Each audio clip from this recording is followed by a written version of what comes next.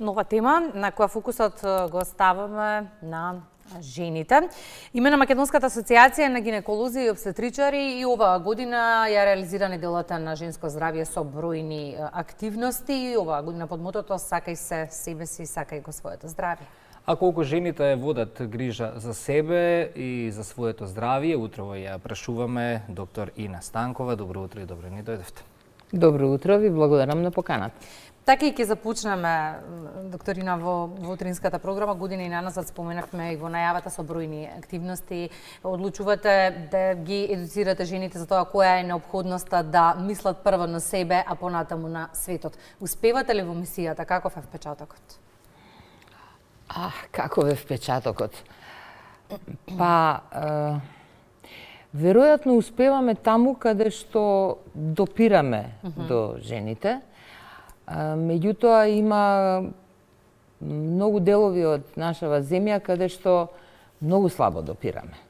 Така што мојот впечаток личен е дека имаме жени кои понекогаш дури премногу се оптоварени со потенцијалните проблеми и така со многу чести посети на гинеколог. Од друга страна пак имаме жени кои се биле на гинеколог, веројатно тогаш кога родиле, некои ни тогаш се породиле дома и толку. Диаметрални спротивности. Да, со образложение дека не сум имала проблеми, не сум имала потреба да одам на лекар, што е многу неточно. Бројни активности оваа година кои ќе кулминираат со симпозиумот кој што ќе се одржи утре, сабота, додека сите ќе одмараат, докторите уште еднаш преку отворена и аргументирана дискусија ќе ги споделат најновите достигнувања во медицината, но и ќе едуцираат. Кои се деталите за симпозиумот? Ова веќе се одржува неколку години во организација на Македонската асоциација на гинеколози и оваа недела на женско здравје ни помага нам, на гинеколозите, да се информираме за тоа што е најново, што е достапно кај нас, да можеме да разговараме меѓу себе, да размениме различни мислења и ставови. Исто така би требало да допира и до пошироката популација, значи не само за стручните лица, туку е наменето и за жените, и не само за жените, затоа што женското здравје не зависи само од жената, зависи од многу други работи, од општеството, од семејните односи и така. Така што утре е главниот настан кој што ќе се одржува во текот на целиот ден, ќе има и промоција на еден прирачник и така, мислам, не знам колку сте информирани, колку можеме подоцна да проговориме за конкретните делови, да. Ќе биде поделено на неколку теми за кои што ќе дискутираме. Промоцијата на прирачникот. Прирачникот се однесува, оваа година обрнуваме внимание и на менталниот аспект на женското здравје, затоа што и според Светската здравствена организација дефиницијата за здравје не подразбира само отсуство на болест, туку подразбира комплетна и физичка и ментална благосостојба на индивидуата, не само на жените. А тоа е еден аспект кој мислам дека кај нас е, за жал, досега бил позанемаруван и за жал се случија немили настани кои можеби и во општеството побудија интерес малку повеќе за тоа. Се работи за прирачник кој што е наменет не само за стручните лица, туку и за семејствата и за жените, околу проблемите и можните решенија за менталната состојба, психичката состојба во пренаталниот, ама и во перинаталниот период. Значи, тука се опфатени и оние семејства каде што има проблем со забременување, тука се опфатени и состојбите во текот на бременоста и особено нешто за што многу се говори во последно време, а тоа е постпородилната депресија. Така што промоцијата е утре. Инаку прирачникот би требало, мислам, да биде достапен онлайн. Тоа е бесплатен и на страницата на нашето здружение би требало да биде достапен онлайн. Зборуваме за едукацијата и тоа го правите говорејќи гласно низ годиниве и верувам дека допира до голем број на жени, но исто така има една одредена група на жени кои што се свесни дека треба да поидат на лекар, но немаат услови во местото во кое што живеат да го сторат тоа. Реалноста е дека во одредени населени места немаме гинеколози, немаме ехоапарати, немаме мамографи. Како тогаш се во ова што го зборуваме да го спроведеме во пракса ако на една жена и е потребно за еден рутински преглед да поиде во друго населено место? Да, тоа е проблем. Тоа е објективен проблем во државата и ние се обидуваме да го решиме тоа. Далеку сме од вистинско сериозно решение, меѓутоа правиме обиди. Постои една програма која што е во соработка со Министерството за здравство, каде што колеги од гинеколошката и клиника во Скопје одат на терен со мобилна единица. Клиниката има мобилна единица, возило, кое што е опремено за гинеколошки прегледи и се оди на местата каде што нема гинеколог, каде што е проблематично. Говориме, Македонија е држава која што има доста рурални делови. Јас сум работела на времето како приправник во Виница и сум одела во виничките села. И тоа е многу различно од тоа што ние во градов го гледаме, така што се прават обиди. Има средства секогаш се недоволни. Ние би биле многу среќни кога тука малце би се подобрила ситуацијата. Неверојатно беше колку тие жени од руралните средини се свесни за неопходноста од редовна посета на лекар. Имаше голем интерес за овие мобилни амбуланти. Жените сакаат да отидат на лекар, сите жени.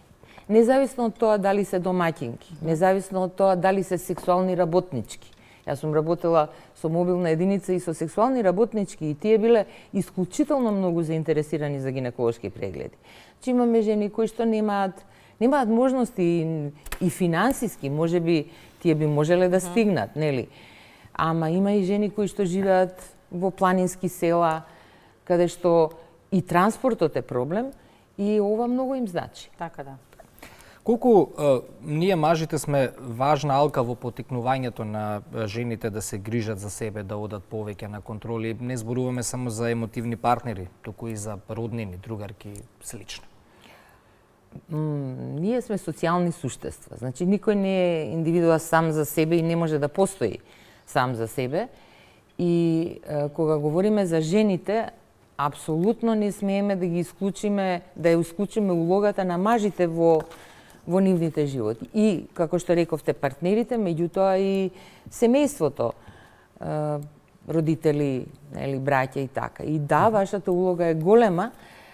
Ова што го прашавте вие е веќе следен стадиум. Значи, примарно, треба да постои една свест дека одењето на гинеколошки преглед не е ниту срамно, ниту безобразно, ниту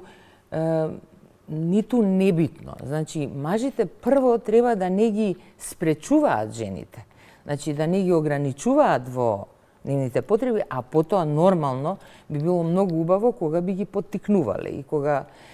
Ама исто така, тоа важи и за мажите. Значи, жените некако и знаат дека треба да се оди на редовни гинеколошки прегледи, меѓутоа, за жал, мажите помислата на тоа да отидат на уролог, да речеме, да се грижат за своето сексуално и репродуктивно здравје, не им е толку блиска.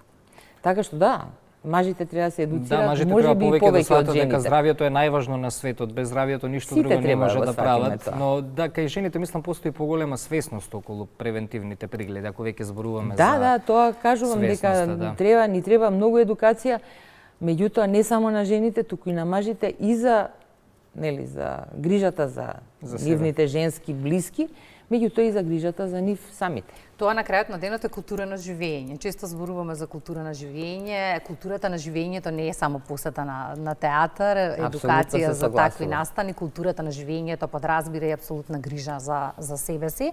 И во тој контекст еве така некако да го заокружиме разговорот, која е пораката до сите оние еве и мажи и жени кои што се уште не закажале превентивен преглед. Што да ви кажам? Сега веднаш. Закажете, навистина, закажете. Благодариме многу. Многу ми е драго што секоја година некако како по традиција говориме на оваа тема и во утринската програма, но што исто така направивме една своевидна традиција надвор од неделата на женско здравје, гласно да говориме току на овие теми, бидејќи треба да се зборува 365 дена во годината. Јас се согласувам да не биде само како за 8 март.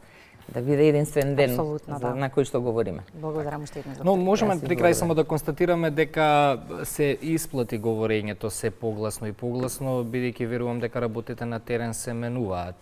Статистиките барем така велат, но може да биде уште подобро. Затоа треба уште погласно да се говори. Јас ќе кажам што мислам и што го говорам, јас имам одамна паметам што велат и длабоко верувам дека ваквите ситуации во кои што јавно ќе проговориме и кои ќе допрат до поголема популација, се начин на кој што ние можеме да го подобриме здравствениот систем кај нас, затоа што колку повеќе бараме како пациенти и знаеме што бараме, толку повеќе ќе можеме да добиеме. Ова јавно говорење меѓу другото е одличен начин како да се справиме и со дезинформациите кои што патем кружат на овие теми. Апсолутно морам само кратко, кога почнував, кога работев на клиника и кога почнуваше ова со интернет со така, бев многу среќна кога ќе ми дојдеше пациентка која знае да прочита, да види, затоа што понекогаш моите ставови беа малку различни и ќе прочита, ќе види, ќе спореди, ќе свати дека е